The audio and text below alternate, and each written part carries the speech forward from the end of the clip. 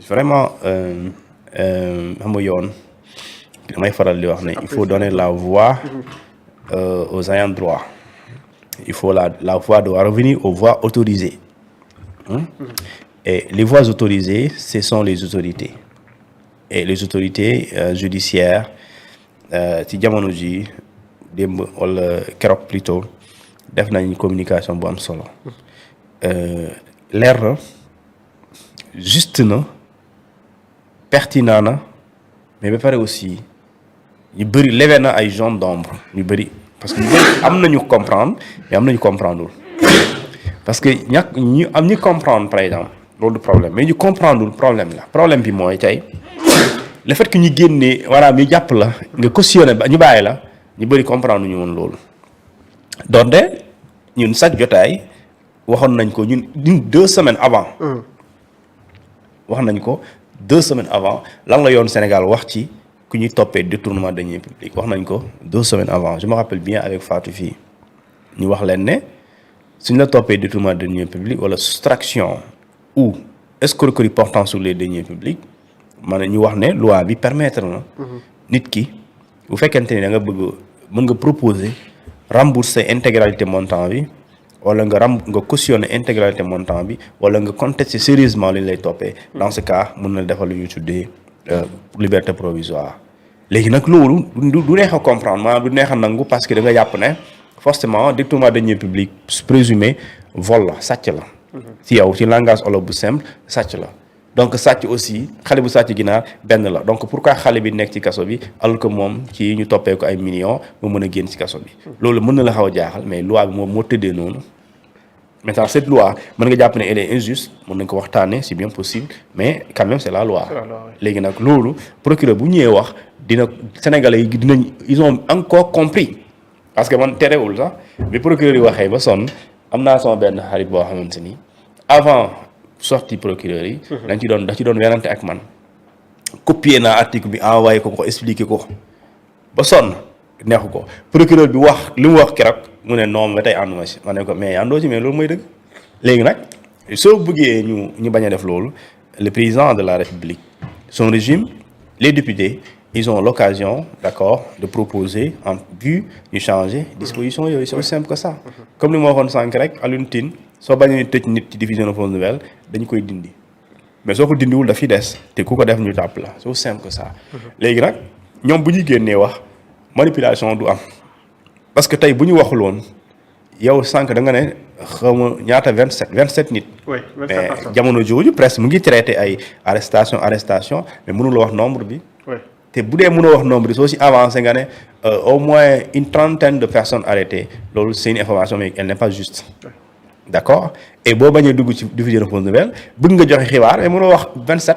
mais tu vas dire au moins pas plus de 37 pas plus de 30 personnes arrêtées effectivement dëgg la boo waxee pas plus de 37 mais c'est pas une information juste d'accord parce qu'il y a pas un nombre exact mais quand l'autorité judiciaire génn ne nous avons procédé à l'arrestation de 27 personnes entre hier et aujourd'hui donc xam nga ne l'information mooy 27 nii la ñu yàpp donc booy traiter information bi yow sa journaliste bi ça t'évite n'est-ce pas de donner de fausses nouvelles si tu veux vraiment donner l'information parce que l'information est juste c'est 27 léegi nag loolu dafa am solo beneen bi mooy Sénégal ñun dañoo xaw a yàkkamti te il y a 2 semaines gis naa fi ñu yàkkamti d'autres même ont demandé la démission du ministre de la justice après mais xamuñu woon li ngeen gis lundi. mais da ngeen jàpp rek ba dafa ñëw rek lundi mais nan la document bi ñëwee ci procureur de la République nan la document bi ñëwee ci procureur général nan la document bi yeggee ci procureur de la République financier mais c'est parce qu'il y a eu un travail qui a été fait par le ministre de la justice et parce qu'il y a eu un travail de la DIC donc loolu il faut ñu xam le temps de la DIC n'est pas forcément sama temps bi may toog di naan ataaya wala bëgg a def émission bëgg a wax ne waa DIC nañ gaaw ci enquête bi waaye déedéet dañuy def enquête sérieuse des enquêtes minutieuses bu ñu paree jox ko ñi nga xamante ne ñoom ñooy autorités judiciaires yi ñoom ñu def seen liggéey donc c'est comme ça que ça se passe donc effectivement il faut des fois ñu bañ a éviter di yàkkamti parce que yàkkamti woowu. boo yàkkamtee bu dee moom parewul amul njëriñ su comme tey sa yaay di togg añ nga bëgg a yàkkam dem football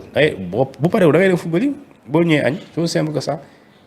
mais yaay bi bu parewul mënul nekk tamit donc c'est ça donc pour wane ne pragmatisme boobu am na parce que le procureur il dit bi ma jotee document bi si semaine bii la. ba ma ko ñëwee matul 3 jours sama bureau. bu ma paree jox naa ko dig matul 2 jours ñu commencé di arrêté mais loolu ça veut dire que c'est en moins d'une semaine li yëpp la am. mais loolu quand même da ngay saluer ces efforts là parce que dossiers yi dafa bëri mais procureur y a pas que les dossiers du Covid. il y a d'autres dossiers yoo xamante ni c'est des dossiers antérieurs. te moment bi nga koy jox document Covid bi jamono jooju indi nañu ko ay plaintes yu dul jeex. yoo xamante ni moom da ci war a wax donc loolu il faut nous des fois aussi ñi am cette compréhension et le procureur il agit au nom et pour le compte du Sénégal. il défend les intérêts des Sénégalais y compris moi et vous. qui aujourd'hui à un moment donné critiquer le ministre de la Justice parce que bu jàpp ngeen ne il y a une certaine lenteur dans l'administration de la justice dañ koy traiter avec sérénité avec d'accord sérénité et non bon c'est boobu man ak Sonko d'accord bokkuñu xalaat foofu il parle de célérité mais moi je parle de sérénité